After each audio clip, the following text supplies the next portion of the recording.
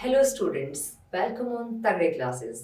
तो last lecture में हमने किया था इंट्रोडक्शन, कॉन्सेप्चुअल लेक्चर था हमारा, जिसमें पूरा का पूरा हमने एपी के बारे में सारा सॉल्व किया था वहाँ पे, और सारी चीज़ों को डिस्कस किया था कि एपी में क्या आपकी फर्स्ट टर्म रहेगी, कैसे आप कॉमन डिफरेंस फाइंड आउट करते हो, कैसे आप next to next terms find out करते हो, क्या आपका एपी फाइंड आउट करने का या जनरल टर्म फाइंड आउट करने का फॉर्मूला रहेगा, क्या आपका अगर कोई भी सीक्वेंस आपको गिवन है that is in AP, then how to find the sum of the numbers और digits that are used in that sequence.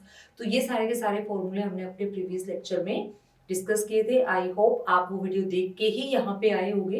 तो अब आज के इस लेक्चर में हम करेंगे एक्सरसाइज 5.1। तो स्टार्ट करते हैं क्वेश्चन नंबर 1 से। तो क्वेश्चन नंबर 1 में जो भी है आपको क्या बताना है, इसके कुछ पार्ट्स हैं और ये न्यू एनसीईआरटी को मैंने फॉलो किया है यहाँ पे। तो इसके जितने भी पार्ट्स हैं, हर एक पार्ट में आपको सिर्फ और सिर्फ ये बताना है कि क्या ये पर्टिकुलर जो भी सीक्वेंस बनेगी वो एपी होगी या नहीं होगी। ठीक है, तो यहाँ से आपको नेक्स्ट टू नेक्स्ट टर्म्स भी फाइंड आउट करनी है, अगर वो एपी है या नहीं है और किस तरीके से आपकी टर्म्स आएंगी, वो सारा सब कुछ आपको यहाँ पे डील करना है क्वेश्चन नंबर 1 में। तो देखो, मैंने आपको बताया था कि कोई भी सीक्वेंस एपी होगी whenever the common difference between the second and first term, third and second term and fourth and third term will be same. तो अगर यही सेम पैटर्न आपका फॉलो होता है जिसमें आपका कॉमन डिफरेंस सेम होगा, तो आप क्या बोलोगे कि that particular sequence is an AP. तो हम यहाँ पे वही चेक करेंगे। तो फर्स्ट जो न्यूमेरिकल है उसका फर्स्ट पार्ट है जो कि सिचुएशन पे बेस्ड क्वेश्चन है, और ये आपको पता ही अच्छे से कि जो भी हमें फाइंड आउट करना होता है पहले हम उसी पे फोकस करते हैं और वहीं से कंसीडर करके बाकी की टर्म्स को इवैल्यूएट करते हैं।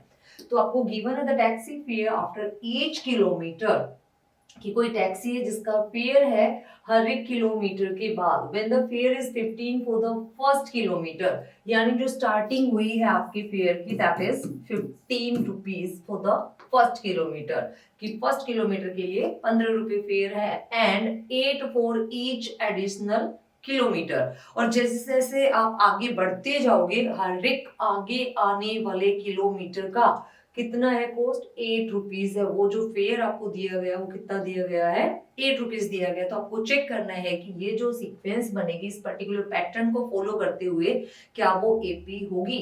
तो चेक करते हैं कि एपी होगा या नहीं होगा। तो ये था फॉर द फर्स्ट किलोमीटर। अच्छा, मैं थोड़ा सा पेन चेंज कर लेती हूँ। फॉर फर्स्ट किलोमीटर, ताकि आपको पता चल जाए अलग से कि सॉल्यूशन कर रहे हैं हम यहाँ पे। तो सॉल्यूशन क्या होगा, for the first kilometer the fare is rupees 50। ठीक है,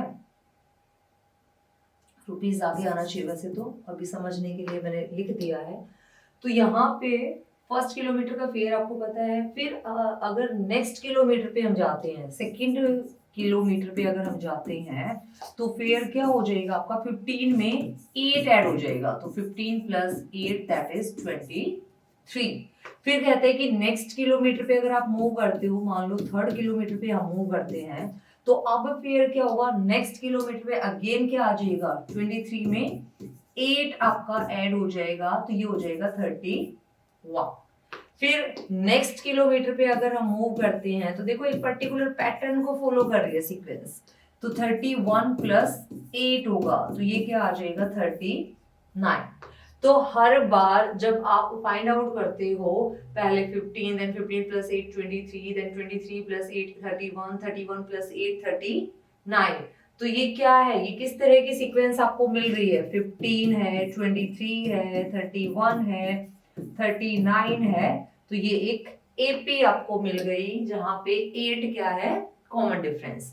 this is your first term यानी कि आपका A1, this is your second term यानी कि A2, this is your third term यानी कि A3, this is your fourth term यानी कि A4, and this is your common difference यानी कि आपका D। आप D से डिनोट करते हो ना कॉमन डिफरेंस को। तो ये आपको कॉमन डिफरेंस मिल गया। तो ये जो सीक्वेंस आपके पास ये क्या है, एक AP है with first term 15 and common difference 8। तो इस तरीके से आपको चेक करना है। तो मूव करते हैं नेक्स्ट क्वेश्चन पे। Next question, second part, the amount of air present in a cylinder when a vacuum pump removes 1/4 of the air remaining in the cylinder at a time. तो आपको यहाँ पे क्या निकालनी है, amount of the air that present in the cylinder. तो जब आपकी क्या होता है, 1/4 जो है वो रिमूव हो जाती है, क्या 1/4 of the air remaining in the cylinder at a time. तो ये आपको चेक करना है यहाँ पे. तो यहाँ पे अब देखो वॉल्यूम हमें गिवन नहीं है, तो हम कंसीडर कर लेंगे let the volume of cylinder, कुछ भी आप कंसीडर कर सकते हो. मैंने लिया है 72.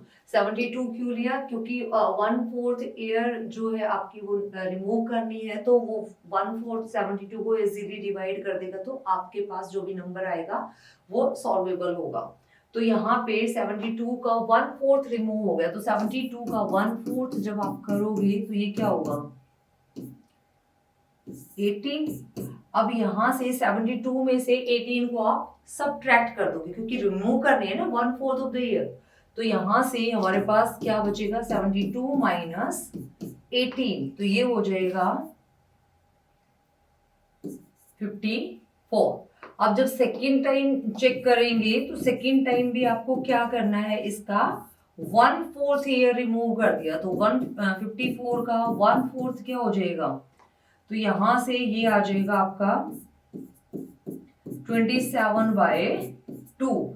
अब क्या करोगे, 27/2 को आप 54 में से सब्ट्रैक्ट कर दोगे, तो आपके पास क्या आ जाएगा, 54 माइनस 27/2.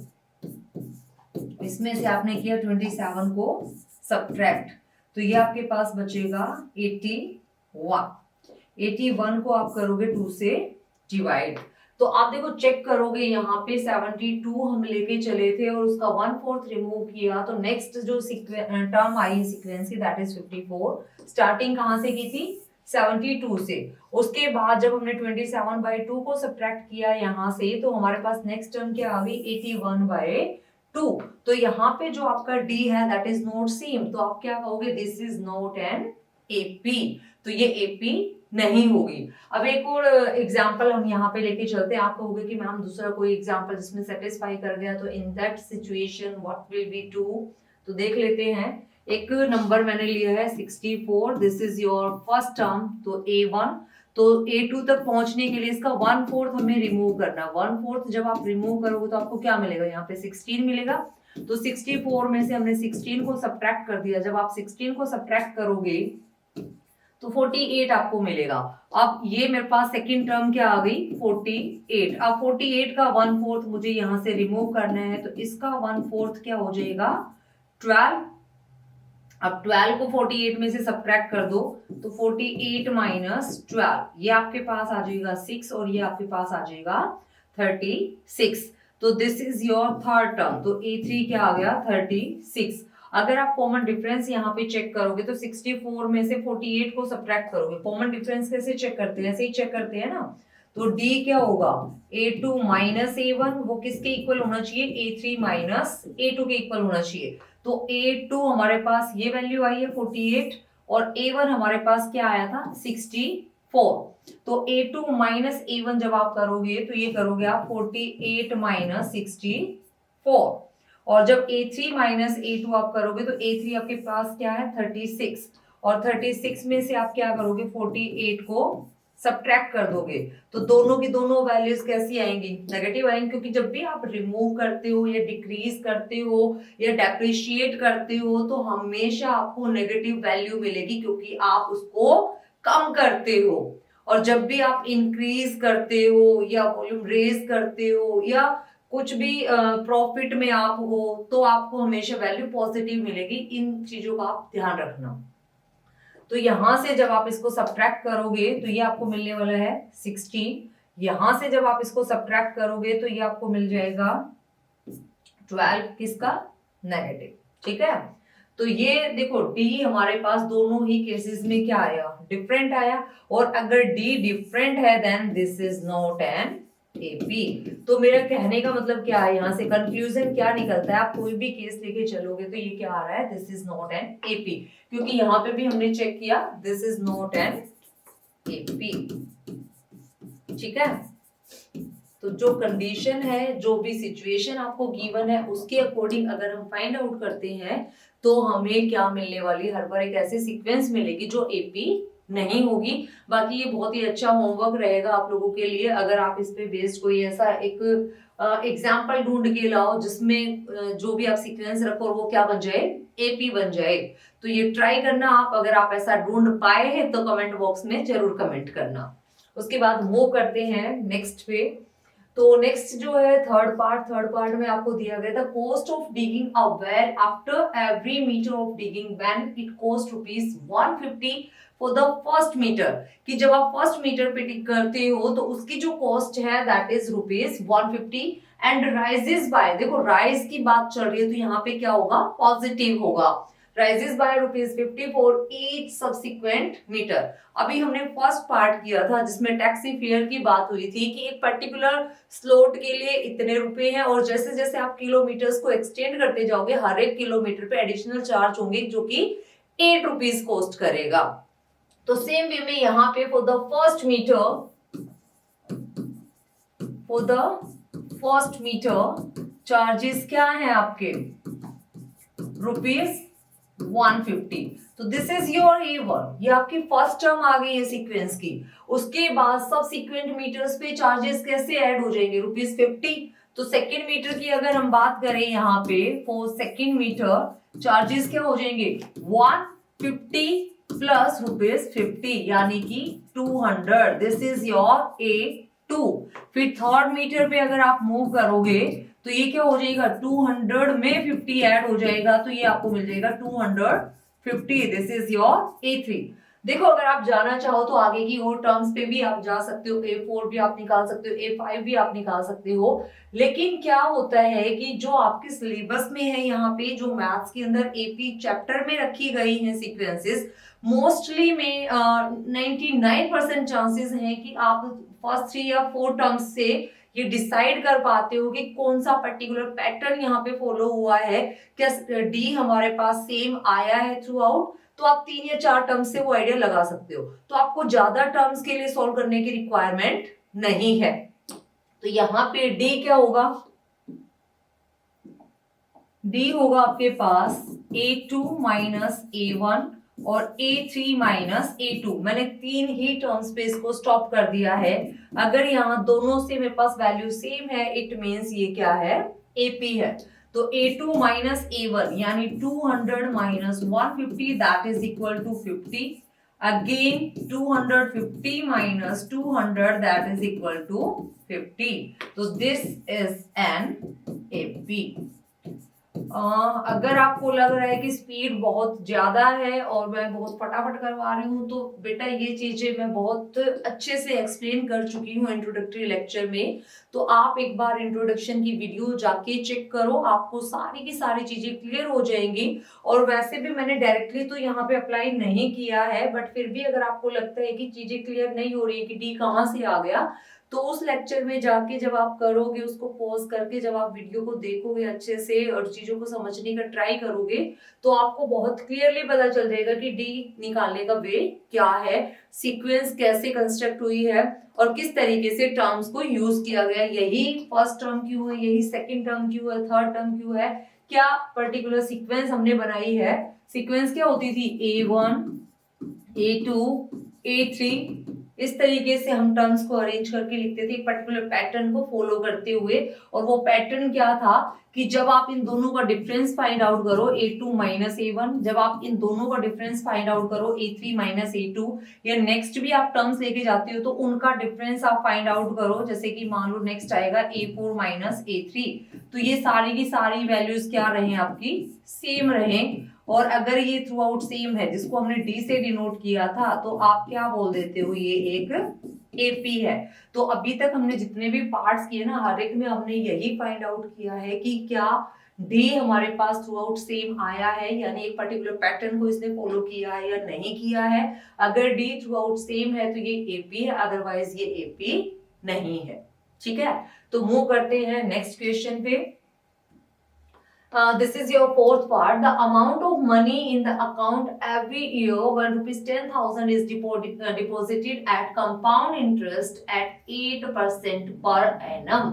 तो एक सिचुएशन आपको दी गई है कि 10,000 रुपीज डिपॉजिट किए हैं और 8% इंटरेस्ट रेट है एनम, यानी पूरे साल का कवर किया, और इंटरेस्ट कौन सा अप्लाई हुआ है, कंपाउंड इंटरेस्ट यहाँ पे अप्लाई हुआ, ना कि सिंपल इंटरेस्ट। तो ये सिंपल इंटरेस्ट की बात नहीं करता, कंपाउंड इंटरेस्ट की बात करता है। वो फॉर्मूला भी आपको पता है कि कंपाउंड इंटरेस्ट हम कैसे फाइंड आउट करते हैं। कैसे फाइंड आउट करते हैं, जो भी प्रिंसिपल आपके पास होता है, कलर चेंज कर लेते हैं, मैं भूल जाती हूँ बार बार कलर चेंज करना।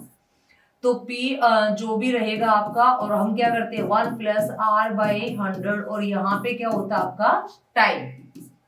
तो कंपाउंडेड एनुअली अगर बात करता है, एनम का मतलब क्या है, पर ईयर जो भी उसका इंटरेस्ट रेट है। तो 10,000 रुपीज है आपके पास, और ये है 1 प्लस रेट ऑफ इंटरेस्ट क्या है 8 डिवाइडेड बाई 100, एंड टाइम क्या है फॉर द 1 ईयर।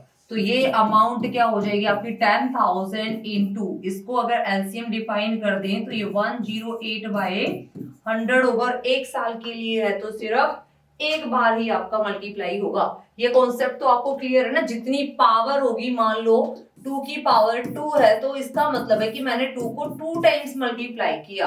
अगर 2 की पावर 3 है तो इसका मतलब है कि 2 को 3 टाइम्स मल्टीप्लाई किया। सेम यहाँ पे अगर 2 की पावर 1 है तो इसका मतलब है कि 2 को सिर्फ एक बार लिखा गया है। तो यहाँ पे टी हमें पर एनम यानी फर्स्ट ईयर के लिए अगर हम फाइंड आउट करते हैं, 10,000 रुपीज वो लेके चला है, तो फर्स्ट टर्म तो आपको दे दी गई है, दैट इज 10,000। ठीक है, सेकेंड टर्म आप निकाल तो आफ्टर 1 ईयर वो अमाउंट क्या हो जाएगी, जो 10,000 उसने डिपॉजिट किया, उस 10,000 की अमाउंट को अगर आप एनुअली कंपाउंड इंटरेस्ट लगा के चेक करते हो तो वो अमाउंट क्या आ जाएगी आपके पास, तो ये होगी आपके पास, यहां से इसकी इससे मल्टीप्लाई हो जाएगी, तो 10,800। This is your A2, 10,800। अब हम निकालेंगे A3, क्योंकि कम से कम 3 टर्म्स तो हम फाइंड आउट करेंगे, फिर उसके बाद D फाइंड आउट करेंगे। अगर D सेम है तो AP, अदरवाइज AP नहीं है। तो थर्ड, ये तो हो गया आफ्टर 1 ईयर। आफ्टर 1 ईयर ये आ जाएगा आपके पास आफ्टर सेकेंड ईयर। अब देखो एक साल का निकाल चुके हैं, अब इसी पे अप्लाई कर दो। इसी पे अप्लाई करोगे तो आपको ना यहाँ पे टाइम चेंज नहीं करना पड़ेगा, तो डायरेक्टली मैं इसको क्या लिख सकती हूँ 108 बाय 100। तो यहाँ पे आपका ये 100 से 100 कैंसिल आउट हो गया। जब आप 108 की मल्टीप्लाई 108 से करोगे तो 8864, 8816 और ये आपका 1, तो ये आ गया आपका 11,664। इसको जो मल्टीप्लाई करोगे तो ये वैल्यू आ जाएगी आपके पास। अब देखो A3 आपको क्या मिल गया 11,664। तो ये 3 टर्म्स में निकाल चुकी हूँ। अब मुझे क्या फाइंड आउट करना है, यहाँ पे मुझे D फाइंड आउट करना है। तो D फाइंड आउट करने का मेथड आपको पता है, A2 माइनस A1 और A3 माइनस A2। अगर ये वैल्यूज आपकी सेम है तो आपका सीक्वेंस जो भी आपके पास आई है 10,000, 10,800, 11,664, तो ये क्या बन जाएगी आपके पास AP बन जाएगी। तो A2 माइनस A1 जब आप करोगे, यानी कि आप 10,800 माइनस 10,000 करोगे तो आपको क्या मिलने वाला है 800 मिलने वाला है यहाँ पे। और यहाँ पे आप क्या करोगे 11,664 माइनस 10,800, तो इसको जब आप सोल्व करोगे तो ये आ जाएगा आपके पास 864। ठीक है, तो देखो यहाँ पे जब आपने निकाला तो 800, यहाँ पे आपका डिफर कर गया, तो यानी आपका D थ्रू आउट तो सेम नहीं है। अगर वो थ्रू आउट सेम नहीं है तो आपका जो भी ये सीक्वेंस बना है that is not N AP। तो हम लिख सकते हैं this is not N AP।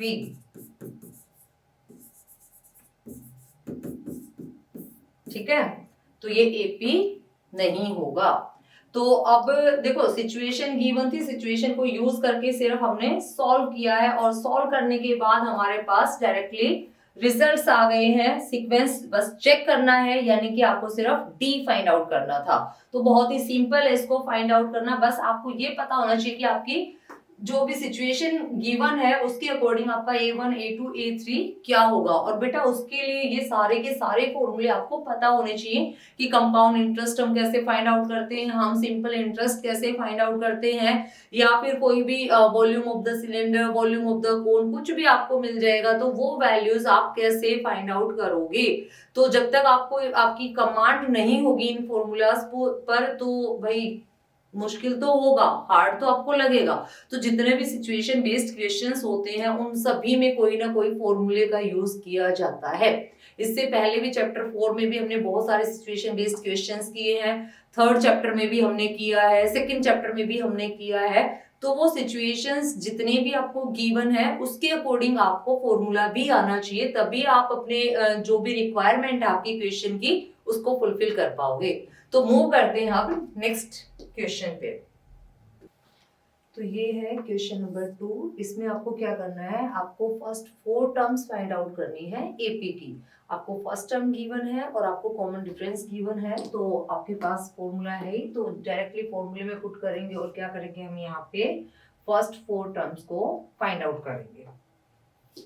करते हैं start. This is your first term 10 and this is your D 10। तो A2 क्या होगा, हम फर्स्ट टर्म में क्या करेंगे D को ऐड कर देंगे। तो A1 में जब आप D को ऐड करोगे तो ये होगा 10 + 10 दैट इज 20। उसके बाद A3 आपको फाइंड आउट करना है। A3 क्या हो जाएगा, A2 + D, यानी कि 20 + 10 ये क्या हो जाएगा आपके पास 30। उसके बाद आपको फाइंड आउट करना है A4। फर्स्ट 4 टर्म्स आपको फाइंड आउट करने हैं, तो A4 क्या हो जाएगा A3 + D, और A3 आपने क्या निकाला है 30। 30 + D यानी कि आपके पास 10 गिवन है, तो ये क्या हो गया 40। तो फर्स्ट 4 टर्म्स आपकी एपी की क्या होगी 10, 20, 30 एंड 40। तो ये फर्स्ट 4 टर्म्स आपको फाइंड आउट करनी थी विद द गिवन क्वांटिटी। आपको A गिवन था, आपको D गिवन था। अच्छा, इसमें एक चीज और आप नोटिस करना, हमने इंट्रोडक्टरी लेक्चर में किया था। इंट्रोडक्टरी लेक्चर में हमने क्या किया था कि AN एक जनरल फॉर्मूला हमारे पास था जिसका यूज करके हमने ये टर्म्स फाइंड आउट की थी। तो अब देखो सेकंड पार्ट है इसका। सेकंड पार्ट में क्या कहता है, सेकेंड पार्ट में बोलता है कि A तो -2 है, यानी कि आपको क्या गिवन है, A1 गिवन है -2 और D क्या है 0। तो D अगर 0 है तो मैं A2 निकालूंगी। A2 क्या होगा, A1 में D को ऐड करते हैं तो -2 + 0 यानी कि -2। फिर A3 क्या हो जाएगा, सेकेंड टर्म में D ऐड कर दो तो -2 + 0 यानी कि -2। फिर है A4 यानी कि थर्ड टर्म में 0 को ऐड कर दो तो -2 + 0 यानी कि -2। तो फर्स्ट 4 टर्म्स हमें फाइंड आउट करनी थी। This is your first term, this is your second term, this is your third term and this is your fourth term. तो बहुत ही सिंपल है, घबराना बिल्कुल भी नहीं है एपी को देख के कि कितनी लंबी लंबी सीक्वेंस है, ये टर्म्स कैसे फाइंड आउट करनी है। तो मेथड आपको पता है, बस उस मेथड को अप्लाई करना है और आप बहुत इजीली यहाँ पे टर्म्स को फाइंड आउट कर सकते हो। ठीक है, तो मूव करते हैं नेक्स्ट। तो ये है आपका क्वेश्चन नंबर 2 का थर्ड पार्ट। अब सेकंड के थर्ड पार्ट में अगेन आपको वही प्रोसीजर फॉलो करना है। यहाँ पे आपको फर्स्ट टर्म गिवन है, यानी कि आपको A1 गिवन है, आपको D गिवन है -3, तो आपको A2 निकालना है, A3 निकालना है एंड A4 आपको फाइंड आउट करना है। तो A2 क्या होगा A1 + D, A3 क्या होगा A2 + D और A4 क्या होगा A3 + D। अब देखो यहाँ पे आप A1 ऑलरेडी निकाल चुके हो या आपको गिवन होगा, तो यहाँ पे आपको 4 गिवन है और प्लस में D यानी कि -3, तो ये वैल्यू किसके इक्वल होगी 1 के इक्वल होगी। उसके बाद A2 + D, A2 क्या है हमारे पास 1 और उसमें D को आपको ऐड करना है तो -3, तो ये वैल्यू क्या हो जाएगी -2। उसके बाद है A3 + D क्या है -3, तो ये क्या आ जाएगा -2 और -3 -5। तो ये आपकी रिक्वायर्ड 4 टर्म्स जो आपको फाइंड आउट करनी थी। तो यहाँ पे फर्स्ट टर्म हुई 4, second term of the sequence is 1, third term of the sequence is -2 and fourth term of the sequence is -5। This are the 4 terms जो आपको इवेल्युएट करनी थी। अब यहाँ पे A1 क्या है आपके पास -1, A2 क्या आ जाएगा A1 प्लस डी यानी कि -1 plus 1/2 that is equal to -1/2। A3 क्या होगा A2 प्लस डी यानी कि -1/2 plus 1/2 that is equal to 0। A4 क्या हो जाएगा 0 प्लस 1/2 क्या है ये आपका A3 प्लस डी, तो ये आ गया आपके पास 1/2। तो फर्स्ट 4 टर्म्स क्या होगी -1 -1/2 0 एंड 1/2। उसके बाद कितनी भी टर्म्स आप फाइंड आउट कर सकते हो। This is the way how to write the first 4 terms of a sequence. तो ये क्या है एक एपी है with first term -1 with common difference 1/2 और ये कितनी टर्म्स आपको दी गई हैं फर्स्ट 4 टर्म्स आपके सामने, ठीक है। अब हम करेंगे क्वेश्चन नंबर 3। क्वेश्चन नंबर 3 में आपको क्या करना है फर्स्ट टर्म और कॉमन डिफरेंस फाइंड आउट करना है कि फर्स्ट टर्म क्या होगी और कॉमन डिफरेंस क्या होगा। कॉमन डिफरेंस आपको पता ही है फॉर्मूला, तो डायरेक्टली हम यहाँ पे अप्लाई करेंगे। तो फर्स्ट टर्म ये आपकी फर्स्ट टर्म है A1 और कॉमन डिफरेंस कैसे निकालते हैं डी क्या होता है अगर ये A1 है इसको आपने मान लिया A2 ये आपकी A3 तो A2 माइनस A1 और उसके बाद A3 माइनस A2 तो यहां से आपको क्या मिल जाएगा आपका D मिल जाएगा।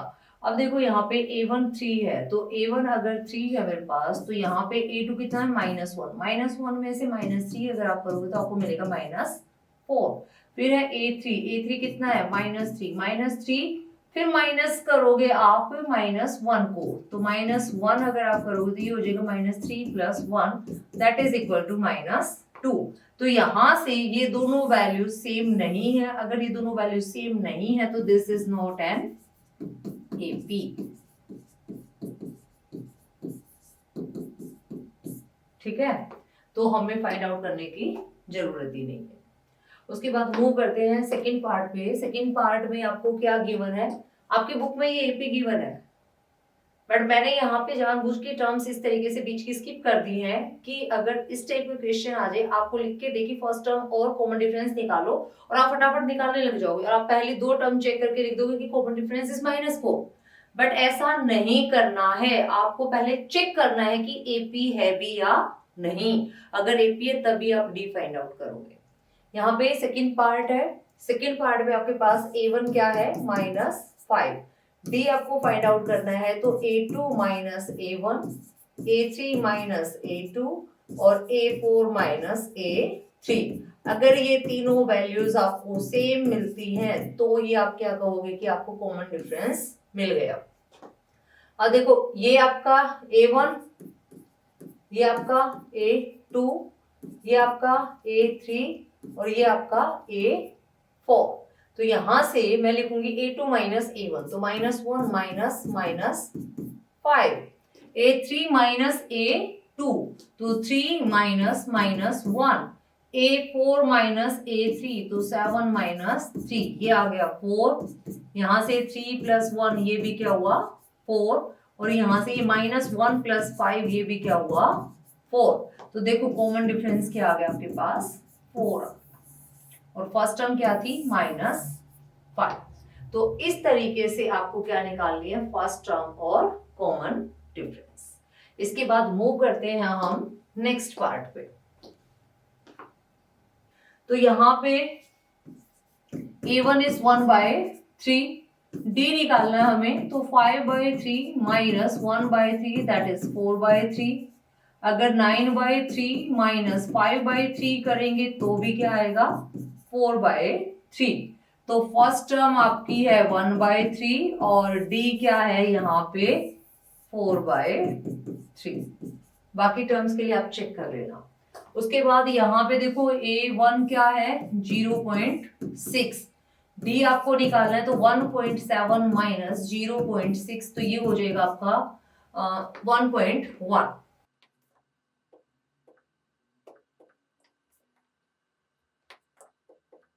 ये आ गया आपके पास 1.1। और दूसरी थर्ड में से सेकेंड टर्म को जब आप सब्ट्रैक्ट करोगे तो 2.8 माइनस 1.7, ये भी क्या आ जाएगा आपके पास 1.1।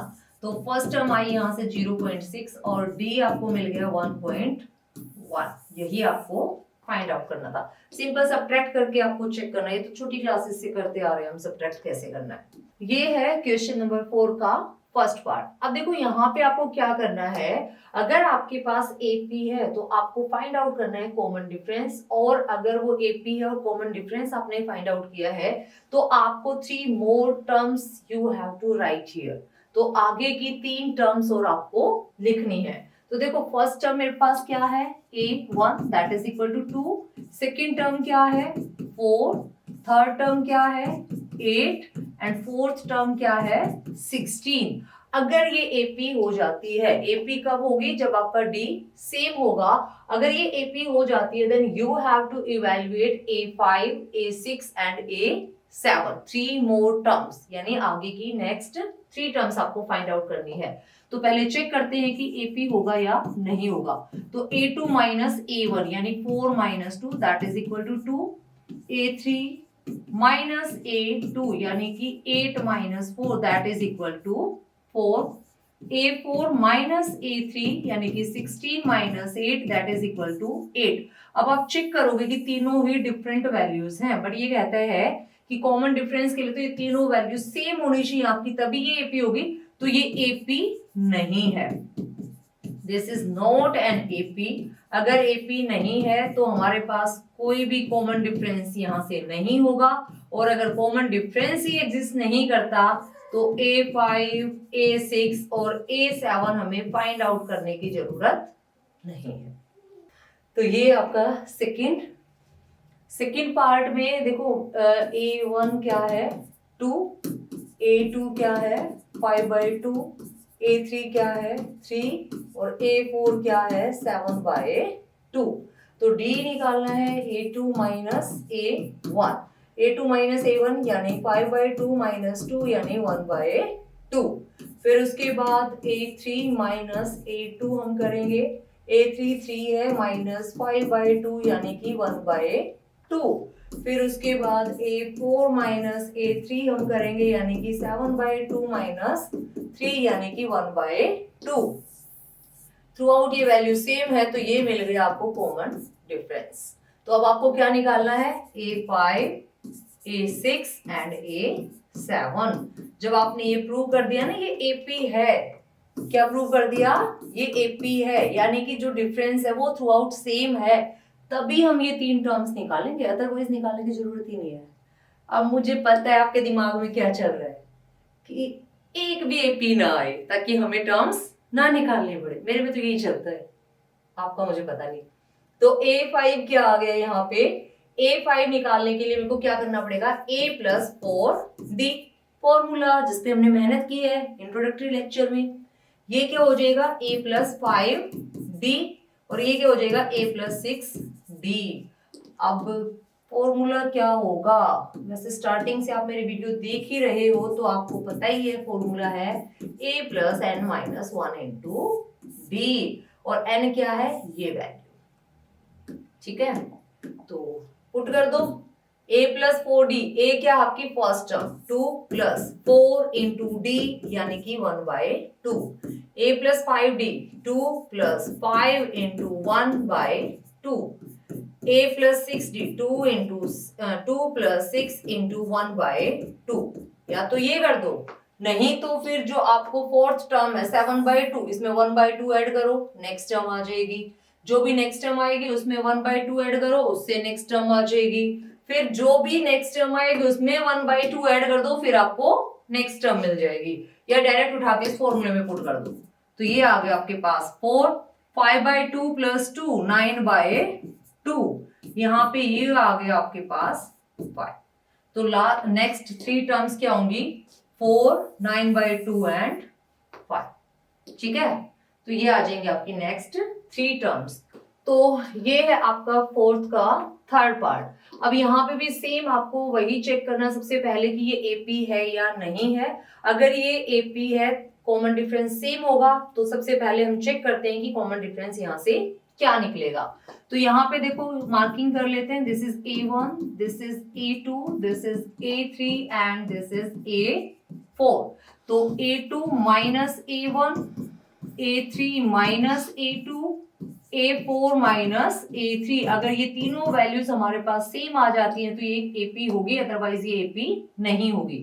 तो -3.2 माइनस -1.2, तो ये वैल्यू क्या हो जाएगी, -3.2 माइनस माइनस प्लस 1.2। तो यहां से ये आपको मिलने वाला है -2। अब यहाँ पे A3 माइनस A2 जब आप करोगे तो -5.2 माइनस -3.2 तो +3.2, ये भी आपको क्या मिलने वाला है, -2। और ये डिफरेंस भी क्या आ जाएगा, -2। तो हम क्या कह सकते हैं, ये एक AP होगी, क्योंकि यहाँ पे जो आपका कॉमन डिफरेंस है दैट इज इक्वल टू -2।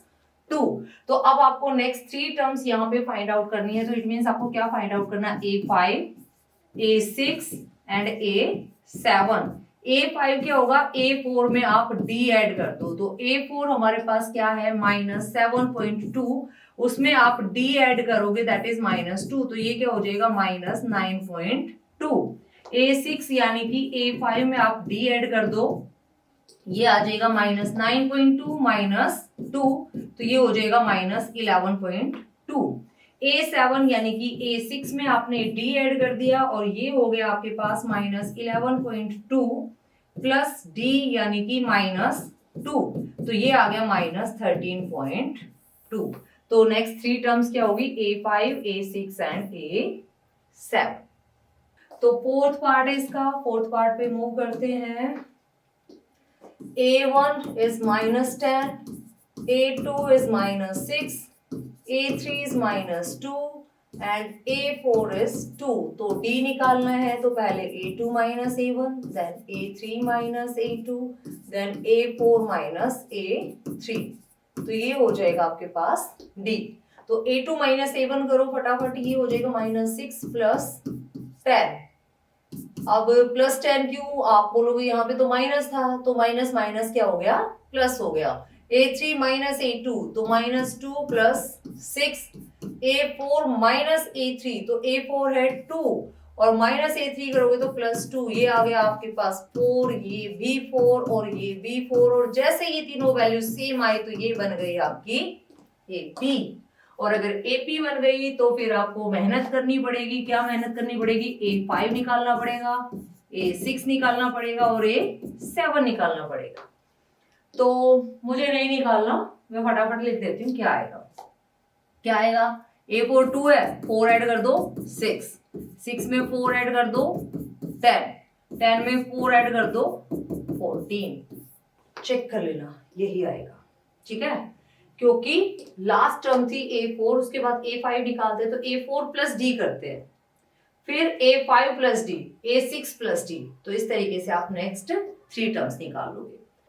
अब है क्वेश्चन नंबर 4 का 5th पार्ट। सेम यहाँ पे भी हम वही चीजें चेक करेंगे। ये आपका है A1, ये आपका है A2, this is your A3 and this is your A4। देखो क्लियरली आपको पता चल रहा है, 3 प्लस √2 में से 3 को सब्ट्रैक्ट करोगे √2, 3 प्लस 2 √2 में से 3 प्लस √2 को सब्ट्रैक्ट करोगे √2, और यहां से भी आपको क्या मिलने वाला है, √2। तो अब D हम डायरेक्टली लिख सकते हैं कि √2 के इक्वल होगा।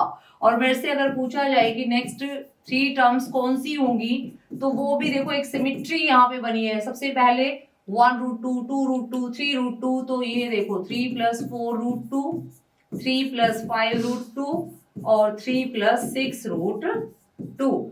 आप क्या करोगे, अपना कॉन्सेप्ट यूज करोगे और उसकी हेल्प से आप यहाँ पे सॉल्व करोगे, ठीक है। अच्छा जल्दी से देख के बताओ, क्या ये AP होगा, नहीं होगा, डिफरेंस सेम नहीं आएगा ना, अलग से ही दिख रहा है। यहाँ पे 0.2 है, यहाँ पे 0.22 को जब आप सब्ट्रैक्ट करोगे इसमें से 0.2 तो 0.01 आएगा, और यहाँ पे करोगे तो 0.001 हो जाएगा। कैसे, देखो D निकालोगे, A2 माइनस A1 कर दिया, यानी 0.22 माइनस 0.2 कर दिया तो 0.01 हुआ। फिर A3 माइनस A2 आपने निकाला, A3 0.222 माइनस 0.22, तो ये क्या होगा, 0.001 हो गया। तो ये 0.01 और ये 0.001, तो this is not an B. ये ऐसे ऐसे क्वेश्चंस मेरे को बहुत अच्छे लगते हैं, कुछ भी नहीं करना पड़ा। ठीक है, तो नेक्स्ट पे मूव करते हैं। अब है आपका क्वेश्चन नंबर 4 का 7th पार्ट। यहाँ पे भी आपको फर्स्ट टर्म गिवन है 0, सेकंड टर्म गिवन है -4, थर्ड टर्म गिवन है -8 और फोर्थ टर्म गिवन है -12। तो यहाँ पे जब आप d फाइंड आउट करोगे तो a2 माइनस a1 का डिफरेंस, a3 माइनस a2 का डिफरेंस और a4 माइनस a3 का डिफरेंस सेम होना चाहिए। तो जब आप चेक करोगे a2 माइनस a1 ये किसके इक्वल होगा, -4 के इक्वल होगा। जब आप चेक करोगे a3 माइनस a2 का डिफरेंस ये भी क्या होगा, -4 होगा। जब आप ये डिफरेंस चेक करोगे ये भी क्या आ जाएगा आपके पास, -4 आ जाएगा।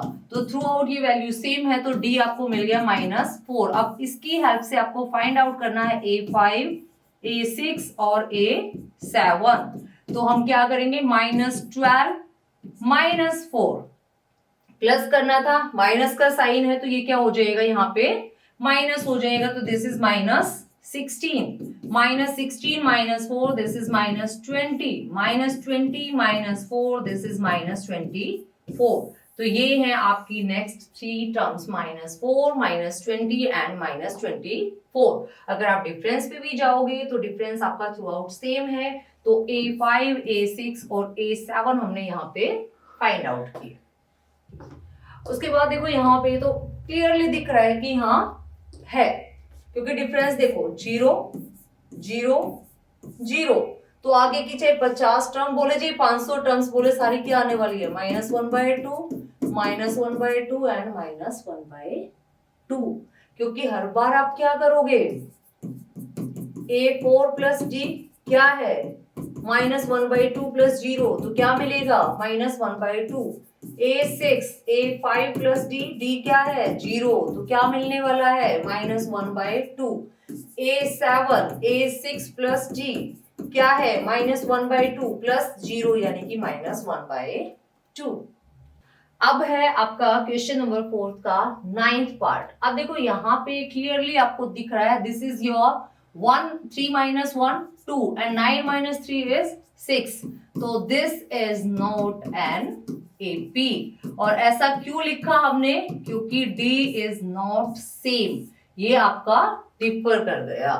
तो सिर्फ यही हमें करना था, डिफरेंस चेक करना था, जो कि डिफरेंट आया है तो ये AP नहीं होगी। क्वेश्चन आपका यहीं पे खत्म। D 2A - A ये AP है, क्योंकि 3A - 2A करोगे तो भी A, 4A - 3A करोगे तो भी A, तो ये बन गया आपका D। A5 मुझे निकालना, तो A5 क्या होगा, A4 प्लस D होगा, तो 4A प्लस A, 4A है और यहाँ पे 1A है, तो टोटल कितने बन जाएंगे, 5A। A6 5A में 1A और ऐड कर दिया तो 6A। A7 6A में 1A और ऐड कर दिया तो क्या बन गया, 7A। तो ये आ जाएगी आपकी 5th टर्म, ये 6th टर्म और ये 7th टर्म।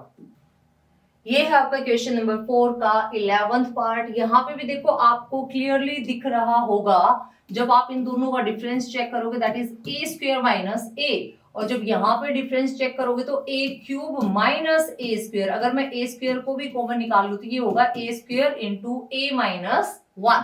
तो स्टार्टिंग में ही यहाँ पे ये सेम नहीं है, क्योंकि यहाँ पे जब आप कॉमन निकालोगे तो ये a इंटू a माइनस 1 है, a² नहीं है। तो D आपका यहाँ पे सेम नहीं है, तो आप क्या लिखोगे, this is not N AP। तो आगे मूव करने की जरूरत ही नहीं हमें, क्योंकि क्या कहता है, अगर AP है तो ही आपको 3 टर्म्स फाइंड आउट करनी, otherwise no need to find out next 3 terms. ठीक है, ठीक है। तो अब है 12th पार्ट इसका, √2। इसको मैं क्या लिख सकती हूँ, 2√2।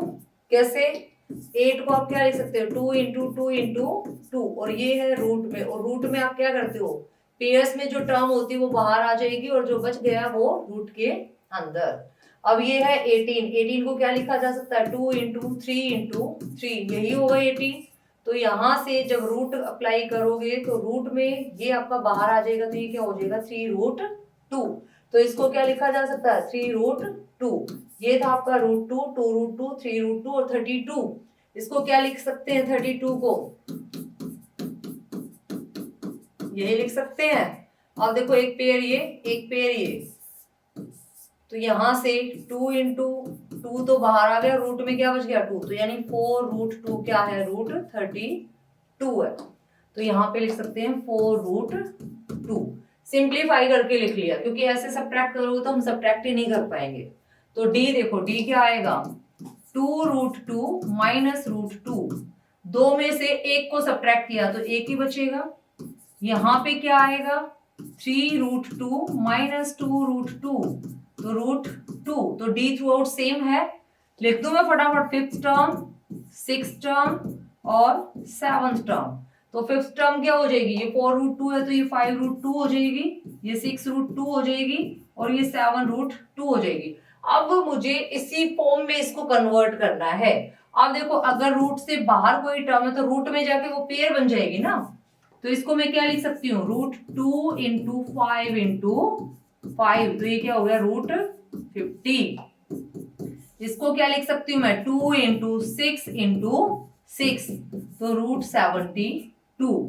इसको क्या लिखा जा सकता है 7 इंटू 7 इंटू 2, तो ये कितना हो गया 98। तो ये आ जाएंगे आपकी next 3 terms.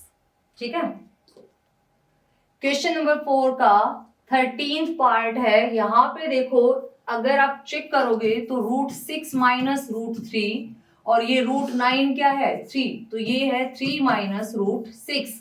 Both are different values, क्योंकि यहाँ पे √6 माइनस √3 है और यहाँ पे 3 माइनस √6 है। तो ये क्या आ गया आपके पास, this is not an AP.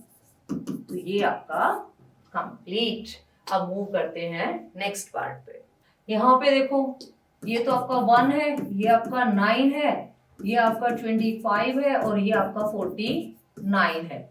D check करो, 9 माइनस 1, 25 माइनस 9, ये तो आपका 8 है और यहां से आपको क्या मिल जाएगा 25 में से 9 सब्ट्रैक्ट कर लेना,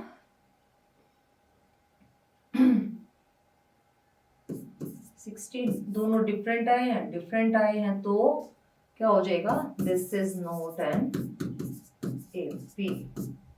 ठीक है, आगे भी अगर आप चेक करोगे तो 49 माइनस 25 वो डिफरेंस भी सेम नहीं आएगा, तो ये क्या हो जाएगी this is not an AP. ये है क्वेश्चन नंबर 4 का लास्ट पार्ट, पार्ट नंबर 15। तो यहाँ पे डिफरेंस जब आप चेक करोगे तो पहले आप लिख लो कि फर्स्ट टर्म आपकी 1 है, इसको 25 लिखा जा सकता है, इसको 49 लिखा जा सकता है और ये आपके पास 73 है। तो A2 माइनस A1 यानी 25 minus 1 that is 24, A3 minus A2 यानी कि 49 minus 25 again 24 and A4 minus A3 that is equal to 73 minus 49 24। अब देखो थ्रू आउट वैल्यू क्या है सेम, तो आपको क्या मिल गया कॉमन डिफरेंस। अगर कॉमन डिफरेंस आपको मिल चुका है यानी डी आपके पास आ चुका है, तो अब हमें क्या करना है नेक्स्ट 3 टर्म्स फाइंड आउट करनी है, that will be A5, A6 and A7। तो A5 क्या है according to formula A plus 4D और A आपको क्या गिवन है 1, तो 1 प्लस 4 इंटू डी यानी 24। तो ये क्या हो जाएगा 1 plus 96 that is equal to 97। उसके बाद A6 क्या है A प्लस 5D और A प्लस 5D यानी कि 1 प्लस 5 इंटू 24 और ये क्या हो जाएगा 1 plus 120 that is equal to 121। उसके बाद है A प्लस 6D यानी कि 1 प्लस 6 इंटू 24, तो ये क्या आ जाएगा 1 plus 144 that is equal to 145। तो ये तीनों टर्म्स आपको फाइंड आउट करनी थी A5, A6 और A7 अगर ये AP है। तो ये हमने प्रूव कर दिया कि ये AP है। अगर AP है तो नेक्स्ट 3 टर्म्स होंगे 97, 121 एंड 145। तो ये थी आपकी एक्सरसाइज 5.1। ये सारे के सारे न्यूमेरिकल्स आपको करने हैं। इससे पहले आपको क्या करना है, इंट्रोडक्टरी लेक्चर देखना है ताकि आपको ये समझ आ जाए कि यहाँ पे ये जो फॉर्मूला यूज किया गया डायरेक्टली कहाँ से आया है, a plus n minus one into d. इसको मैं वहां पे बहुत अच्छे से एक्सप्लेन कर चुकी हूँ। इसके बाद हम करेंगे एक्सरसाइज 5.2। टिल देन मैथमेटिक्स करते रहो। Thank you.